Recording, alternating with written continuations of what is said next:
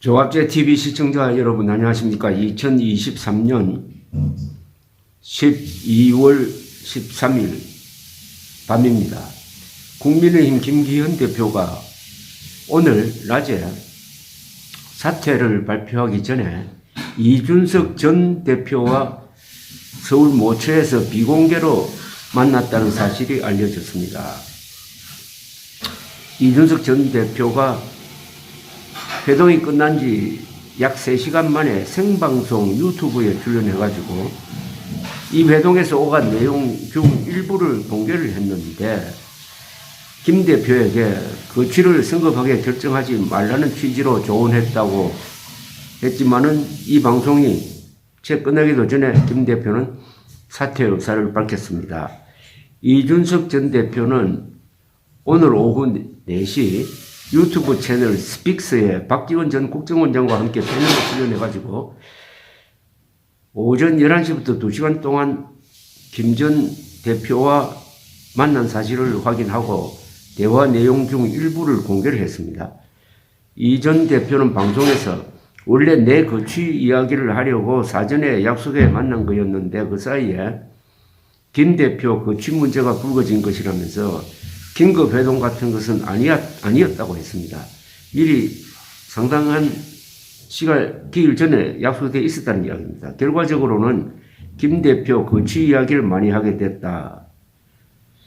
김 대표는 회동 전날부터 공식 일정 없이 연락을 끊고 있었는데 이준석 전 대표와는 만났습니다.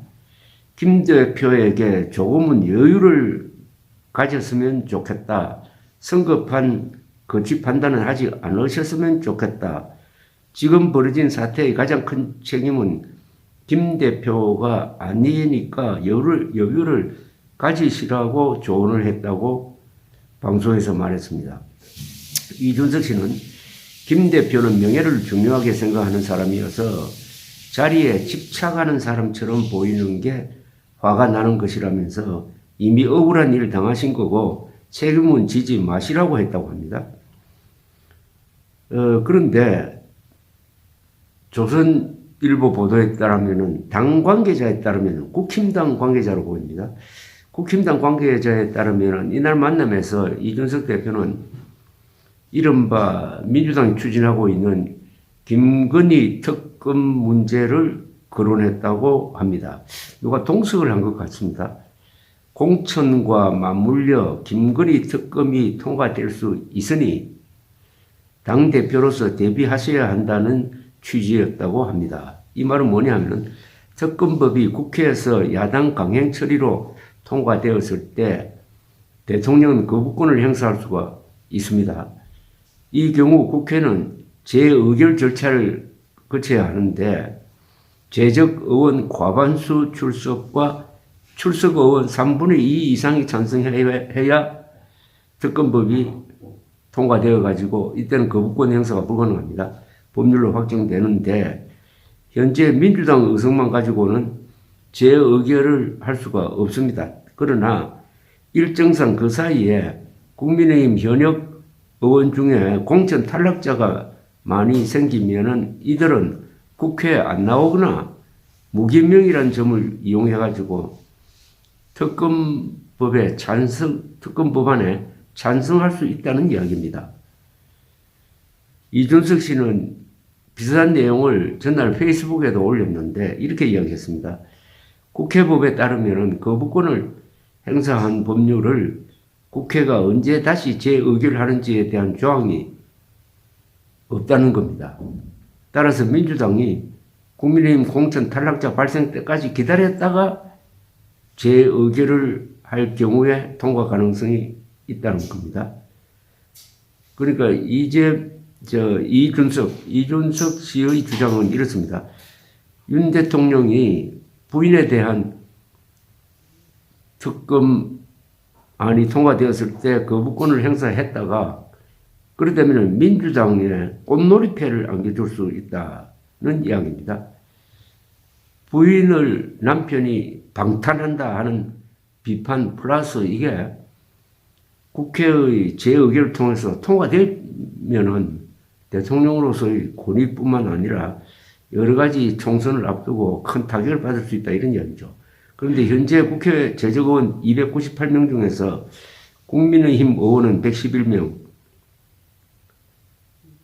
국민의힘과 합당 절차를 밟고 있는 시대전환 의원이 1명, 여권 성향 무소속 의원이 2명입니다. 그러니까 이 114명 가운데 15표만 이탈해도 특검 법안이 재의결되어 가지고 확정된다. 이게 총선이 내년 4월이니까 그 전에 예컨대 2월 또는 3월 초에 일어났을 때 이 총선에 끼칠 영향은 상당히 클 것이다. 그렇게 되면은 총선의 가장 큰 이슈가 김건희 여사 특검이 될 것이다. 이렇게 됐을 때 국민의 힘이 어느 정도의 의석을 가지느냐. 그 사이에 신당이 한두 개 나올 텐데 결국 전국의 판세가 3당 경쟁체제냐. 민주당, 국민의힘, 신당.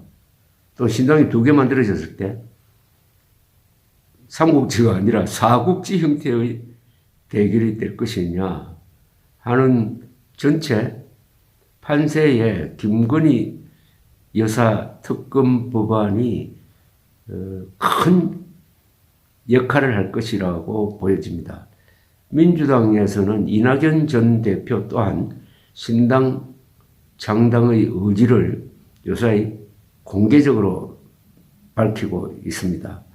그래서 이낙연 신당과 이준석 신당이 하나가 될 수 있느냐 하는 게 또 다른 쟁점으로 존재합니다.